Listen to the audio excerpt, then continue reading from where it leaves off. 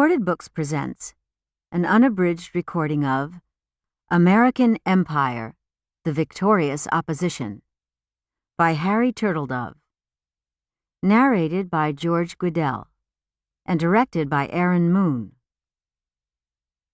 This book is copyrighted 2003 by Harry Turtledove. This recording is copyrighted 2008 by Recorded Books.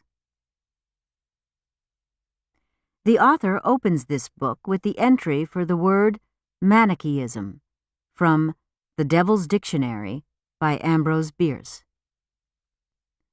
Manichaeism. Noun. The ancient Persian doctrine of an incessant warfare between good and evil. When good gave up the fight, the Persians joined the victorious opposition.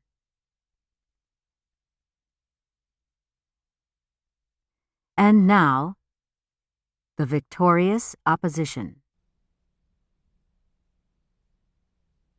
Chapter 1. Clarence Potter walked through the streets of Charleston, South Carolina, like a man caught in a city occupied by the enemy. That was exactly how he felt. It was March 5th, 1934, a Monday. The day before, Jake Featherston of the Freedom Party had taken the oath of office as President of the Confederate States of America. "I have known that son of a bitch was a son of a bitch longer than anybody," Potter muttered. He was a tall, well-made man in his late 40s, whose spectacles made him look milder than he really was. Behind those lenses, these days, to his disgust, bifocals, his gray eyes were hard and cold and watchful. He'd first met Featherston when they both served in the Army of Northern Virginia, himself as an intelligence officer and the future president of the CSA as an artillery sergeant in the 1st Richmond Howitzers. He'd seen even then that Featherston was an angry, embittered man. Jake had had plenty to be bitter about, too. His service rated promotion to officer's rank, but he hadn't got it. He'd been right in saying his superior, Captain Jeb Stuart III, had a Negro body servant who was also a Red rebel. After the revolt broke out, Stuart had let himself be killed in battle rather than face a court-martial for protecting the black man. His father, General Jeb Stuart, Jr., was a power in the War Department. He'd made sure Featherston never saw a promotion for the rest of the war. You got your revenge on him, Potter thought, and now he's getting his on the whole country. He turned the corner onto Montague Street, a boulevard of expensive shops. A lot of them had flags flying to celebrate yesterday's inauguration. Most of those that did flew not only the stars and bars, but also the Freedom Party flag, a Confederate battle flag with colors reversed, a star-belted red St. Andrew's cross on a blue field. Few people wanted to risk the party's wrath. Freedom Party stalwarts had broken plenty of heads in their 15-year drive to power. What would they do now that they had it? The fellow who ran Donovan's luggage, presumably Donovan, was finding out the hard way.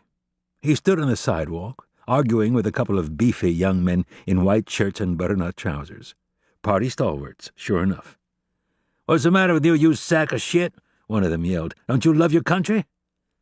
"I can show how I love it any way I please," Donovan answered. That took guts, since he was small and skinny and close to 60, and faced two men half his age, each carrying a long, stout bludgeon. One of them brandished his club. "You don't show it the right way, we'll knock your teeth down your stinking throat." A gray-uniformed policeman strolled up the street. "Officer!" the man from the luggage shop called, holding out his hands in appeal. But he got no help from the cop. The fellow wore an enamel-work party flag pin on his left lapel. He nodded to the stalwarts, said, "Freedom," and went on his way. "You see, you dumb bastard," said the stalwart with the upraised club. "This is how things are. You better go along or you'll be real sorry. Now, are you going to buy yourself a flag and put it up, or are you going to be real sorry?"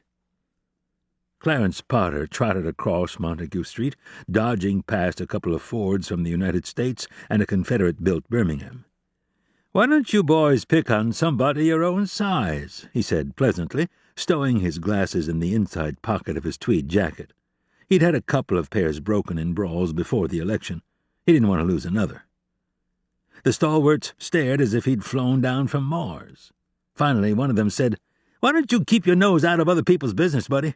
You won't get busted that way." In normal times, in civilized times, a swarm of people would have gathered to back Potter against the ruffians. But they were ruffians whose party had just won the election. He stood alone with Donovan.